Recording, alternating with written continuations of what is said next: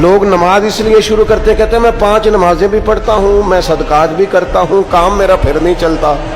تو میں کہتا ہوں تمہیں پتہ ہی نہیں، نمازی کے لیے تو آزمائش ہے.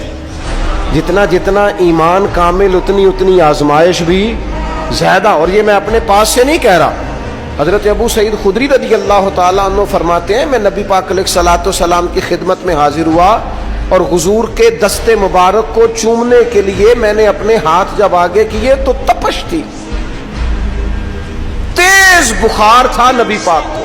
تو حضرت ابو سعید خدری رضی اللہ تعالیٰ عنہ ارشاد فرماتے ہیں کہ میں نے، یہ سنن ابن ماجہ میں موجود ہے، فرماتے میں نے عرض کیا یا رسول اللہ صلی اللہ علیہ وسلم اتنا تیز بخار؟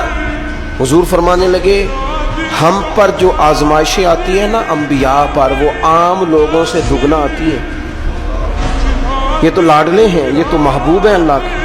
فرمایا عام لوگوں سے دگنی آزمائش آتی ہے، لیکن فرمایا ہمارا رب بڑا کریم ہے، ہمیں اجر بھی ڈبل ہی عطا کرتا ہے، ہمیں اجر بھی ڈبل ہی عطا کرتا ہے. تو حضرت ابو سعید خدری کہتے ہیں موقع اچھا تھا، میں نے ایک سوال بھی کر دیا. میں نے کہا یا رسول اللہ صلی اللہ علیہ وسلم بتائیے نا بھلا دنیا میں زیادہ آزمائشیں کن کو آتی ہیں؟ تو حضور فرمانے لگے سب سے زیادہ آزمائشیں اللہ کے انبیاء کو آتی ہیں، نبیوں کو آتی ہیں. حضور اس کے بعد فرمایا اس کے بعد جو ان کے زیادہ قریب ہوتا ہے اسے آتی ہے. لوگ کیا سمجھیں گے امام حسن کی آزمائش کو؟ لوگ کیسے سمجھیں گے سیدنا امام حسین کی آزمائش کو؟ فرمایا جو ان کے زیادہ قریب ہوتا ہے اسے زیادہ آزمائش آتی ہے. تو حضور کے سب سے قریب تو امام حسن ہے نا، امام حسین ہے نا. تو کیا سمجھتا ہے قربت بس نسبت کے اظہار کا نام ہے اور بڑے لطف کے ساتھ زندگی گزارنے کا نام ہے؟ تو نبی پاک علیہ الصلوۃ والسلام نے فرمایا بات بڑی مزے کی ہے. فرمایا پھر اللہ کے بعض بندے تو ایسے ہوتے ہیں جنہیں اللہ فقر میں مبتلا کر دیتا ہے. فرمایا ان کے پاس صرف ایک چادر رہ جاتی ہے، اتنا فقر ان کے پاس آتا ہے.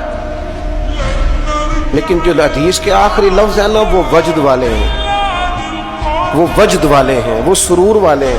ہمارا یہ مزاج ہوتا ہے کہ میٹھا میٹھا کھا جاؤ اور ذرا کڑوا آ جائے تو سویرے بھی رو شام بھی رو، حال ہی کوئی نہیں، غریبی بڑی، پریشانی بڑی، حضرت صاحب گھر سے بیماری جاتی نہیں. اور جناب کیا بتائیں، بعض لوگ تو ایسے ہیں جن کی بات سن کے لگتا ہے زندگی میں کبھی سوئے ہی نہیں، اتنے بڑے بڑے دکھ سناتے ہیں.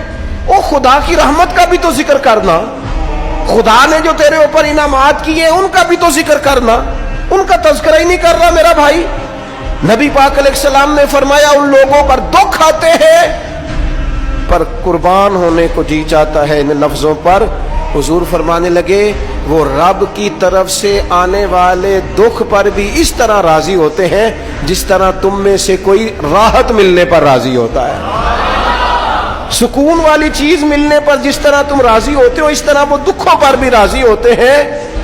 دکھ قبول محمد بخشا، دکھ قبول محمد بخشا، پر ایک شرط لگائی چھوٹی سی میاں صاحب نے. انہوں نے کہا 100 دفعہ قبول ہے، دکھ 100 دفعہ قبول، دکھ قبول محمد بخشا پر راضی رہن پیارے.